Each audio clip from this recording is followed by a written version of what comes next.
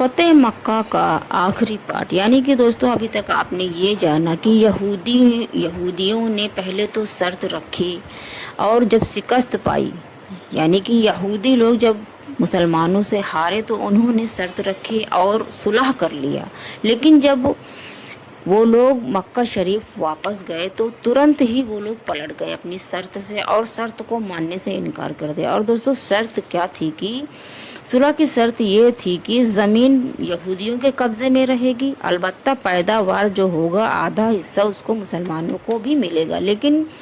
جیسے ہی وہ لوگ مکہ جنگ سے واپس آئے تو انہوں نے انکار کر دیا تھا، اور اس کے ساتھ ساتھ انہوں نے مسلمانوں کے اوپر حملہ کیا اور خون بہانا شروع کر دیا تھا۔ روز روز کے حملے سے نبی پاک صلی اللہ تعالیٰ علیہ وسلم جب پریشان ہو گئے تھے تو آپ نے مسلمانوں کے فوج کو لے کر بڑی فوج کے ساتھ میں روانہ ہوئے تاکہ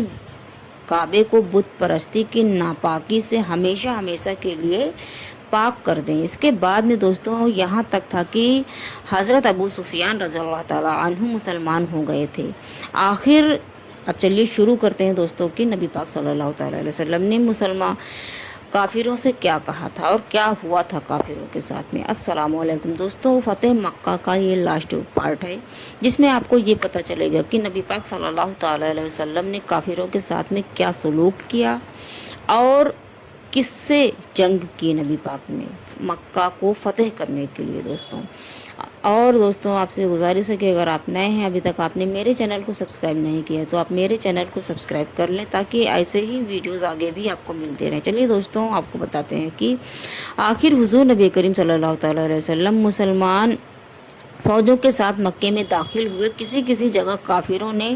مقابلہ کیا مگر زیادہ پریشانی نہیں ہوئی۔ جب مکہ فتح ہو گیا تو حضور نبی کریم صلی اللہ تعالیٰ علیہ وسلم نے کافروں کو مخاطب کر کے بڑی تقریر فرمائی۔ آپ نے کافروں سے پوچھا کیا تم جانتے ہو کہ میں تمہارے ساتھ کیا سلوک کرنے والا ہوں؟ یہ نبی پاک صلی اللہ تعالیٰ علیہ وسلم نے کافروں سے پوچھا تھا۔ کفارین یعنی کہ کافر نے جب یہ سنا تو وہ کانپنے لگے۔ انہوں نے نہایت عاجزی کے ساتھ کہا، یہ وہی کافر ہیں دوستوں جو ظلم پر ظلم، ستم پر ستم مسلمانوں پر کرتے آ رہے تھے اور وعدہ کر کے بھی وعدہ خلافی یہ لوگ کرتے رہے، لیکن آج جب یہ ہار گئے تو یہ نبی پاک صلی اللہ تعالیٰ علیہ وسلم کی آواز سنتے ہی کانپنے لگے اور بہت ہی عاجزی کے ساتھ کہا کہ تم ہمارے شریف بھائی اور شریف بھائی کے بیٹے ہو، بے شک ہم نے تم پر بڑے ظلم کیے ہیں لیکن تمہاری شرافت سے امید ہے کہ ہم کو معاف کر دو گے، اور اگر سزا دو تو ہم اسی کے لائق ہیں، کیونکہ وہ جانتے تھے کہ انہوں نے کس قدر ظلم کیے ہیں مسلمانوں پر اور نبی پاک صلی اللہ تعالیٰ علیہ وسلم کو خود بھی کتنا ستایا ہوا ہے۔ اس کے بعد کچھ دیر سناٹا چھایا رہا، پھر حضور نبی کریم صلی اللہ تعالیٰ علیہ وسلم نے بلند آواز سے آپ نے فرمایا کہ تم سب آزاد ہو، آج کے دن تم پر کوئی الزام نہیں لگے گا، میں نے تم سب کو معاف کر دیا۔ یہ سن کر کافروں کی گردنیں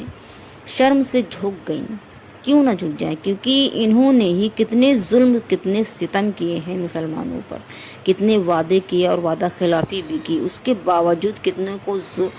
تکلیف دی، کتنوں کو قتل کیا، کتنوں کا خون بہایا، لیکن آج نبی پاک صلی اللہ تعالیٰ علیہ وسلم جب آپ فتح ہو گئے پھر بھی آپ نے سب کو معاف کر دیا۔ نماز کا وقت آیا تو حضرت بلال رضی اللہ تعالیٰ عنہ کعبے کی چھت پر آپ چڑھ کر اذان دی۔ آپ نے نماز ہوئی، نماز کے بعد حضور نبی کریم صلی اللہ تعالیٰ علیہ وسلم ایک اونچی جگہ مقام صفا پر آپ بیٹھے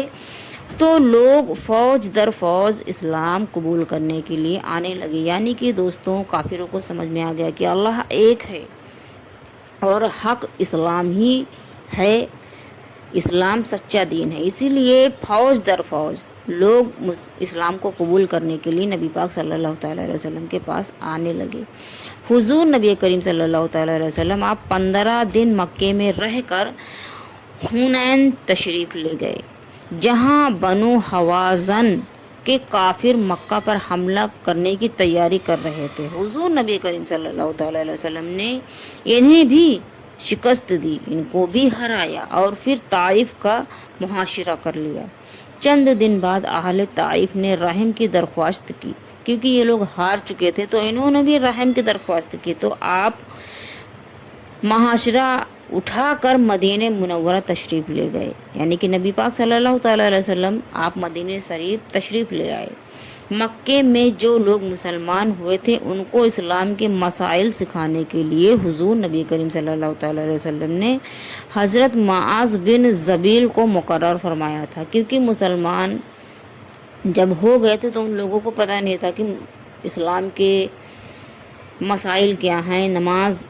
اور روزہ، بہت سارے ایسے مسائل ہیں جس کو سمجھنا بے شک بہت ضروری ہوتا ہے۔ انہی مسائل کو سمجھانے کے لیے نبی پاک صلی اللہ تعالیٰ علیہ وسلم نے حضرت معاذ بن جبیل کو مقرر فرمایا تھا اور آپ خود مدینہ شریف تشریف لے آئے تھے۔ یہ تھا دوستوں فتح مکہ کا مکمل واقعہ، جو کہ انشاءاللہ مجھے یقین ہے کہ آپ کو پسند آیا ہوگا۔ اور دوستوں اگر آپ کو یہ میری ویڈیو پسند آئی ہو تو آپ میرے چینل کو سبسکرائب کر کے میری ویڈیوز کو لائک شیئر اینڈ کمنٹس کریں دوستوں۔ اللہ حافظ۔